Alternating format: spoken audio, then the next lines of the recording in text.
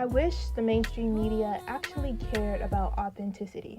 And I also wish that people didn't fall for mediocrity so easily, but here we are. So I was watching this video by Comedy Hype called Why Neo-Soul Ended. And obviously, as you could guess from the title, they are insinuating that the genre itself is done.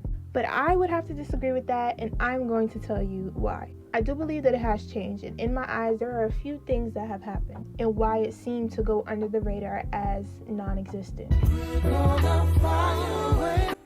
The early to mid-90s was the start of a genre that was a movement of the people, and that genre was called neo-soul. From Erykah Badu, D'Angelo, and Maxwell to now, the new artists unintentionally carrying the torch.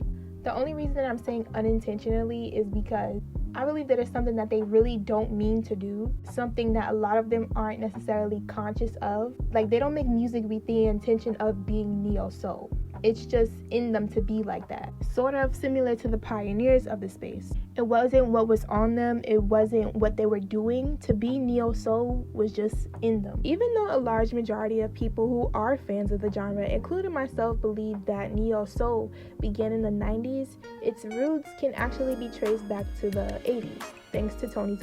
But neo-soul hadn't really got its name until the 90s when it was created by producer and label exec Kedar Messenberg, who just so happened to be D'Angelo's manager. But what is neo-soul? Because a lot of people feel like it's just another alternative version to R&B. And although that is how it started, that's not all that it was. But first, before I go into that, I'm going to talk about how it started. Originally, neo-soul was different from R&B because of its use of live instruments and the way that they managed to avoid sampling. Neo-soul took after soulful old school music with heavy influence from Marvin Gaye and Stevie Wonder. Not to say that R&B artists weren't influenced by them either, but they were just different. When D'Angelo came out with Brown Sugar, he fit into the genre because of his old school soulful approach. Maxwell, Urban Hang Sweet, same thing. But Erykah Badu changed the entire scheme of things. And she is exactly why that rundown of how neo-soul differs from R&B that I just gave you gets pushed aside for an entirely different reason because of what she made it grow to be. Erykah Badu's album Baduism shed light and probably brought a lot of representation to people who felt like they stood out into the mainstream media. She was honestly probably something that no one had ever really seen before in the entertainment industry for more reasons than one. She showed up as herself with her head wraps, burning incense, talking about spirituality that was deeper than religion. She made music about social consciousness, but also, of course, life, love, and all the things that come with it. Of course, back then, you had the people that this music was for and those that it was not for. But for the ones that it was for, Erykah showing up as herself encouraged others to do the same. And when I say others, I mean artists like Lauryn Hill, Jill Scott, India.Arie, Floetry, and etc. And before anybody says something, I obviously know that Lauryn Hill was out before anybody even knew who Erykah was. I'm just saying that Erykah broadening the meaning of what it means to be neo-soul helped Lauryn Hill to be included in the conversation. Because Lauryn Hill did more than just one thing. She did more than just sing. She also rapped, which allowed Common, Q-Tip, and The Roots, and a few others to also be a part of the neo-soul movement. This made neo-soul go from just being an alternative to R&B, differing in style, to an entire movement. And it then became known for its raw authenticity and down-to-earth tone. And a lot of artists would move in ways that they would be labeled as woke or hotepish because of their head wraps, their incense, knit hats, and conscious lyrics. They were making music from the soul, for the soul. Music for the people, by the people. Taking FUBU to a totally different level.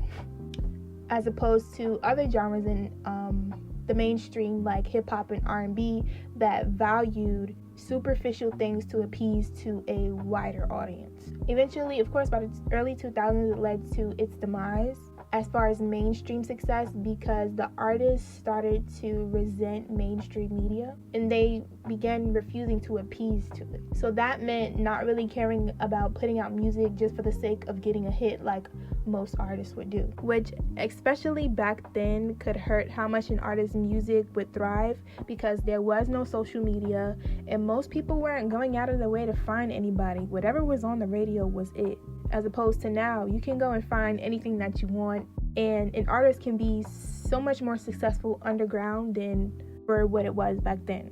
Some believe that its disappearance means that it died, but in my own personal opinion, I feel like it just took a new form that's not necessarily recognized or claimed to be neo-soul. It morphed into something new. Like now, nobody really uses that label for it and what it morphed into. If you ask someone to turn on some neo-soul, they'll most likely turn on the artists who were a part of the pioneering of the genre itself, the ones who started it and made it what it is known for. The new artists like Ari Lennox, some say Jasmine Sullivan, but I feel like she's just regular R&B, Solange and Anderson .Paak, and what makes these artists the new neo-soul is a bit different than for what it was before. As far as Ari Lennox goes, her thing is the style in which she performs and creates. She's a bit different than other R&B artists. Like, I honestly feel like, aside from Jasmine Sullivan, when it comes to mainstream R&B singers, Ari Lennox is one of the few that could have stood the test of time in like the 70s and the 80s, because she pulls from old school soul, like it's ancestral. Anderson .Paak is neo-soul because of the old school style he provides as well. It's in his instruments, the way he performs, and the subject matter in his music that gives him a hint of the FUBU music. That's what I'm gonna start calling it, FUBU music. Which, ironically enough, Solange actually has a song called FUBU for that which her music is. I mean, anyone can listen to her music, but if I tried to put what her music is into words, I don't know if I could. It's kind of like a Jordan Peele movie with all of the characteristics of neo-soul combined. It's like you wouldn't get it unless you get it. I only named a few artists. There are more, but I said all of this to say neo-soul as a movement is still here, and neo-soul is very much alive, but it's definitely not as strong as it used to be. Regardless of how it shifted or if it shifted, the truth of the matter is that we will never get what it once was, because it will never be what it once was before. And the title of neo-soul that it received and everything that comes with that may never be used or recognized as mainstream again. It would just be like a memory or a thing of the past, simply because all things must change in due time.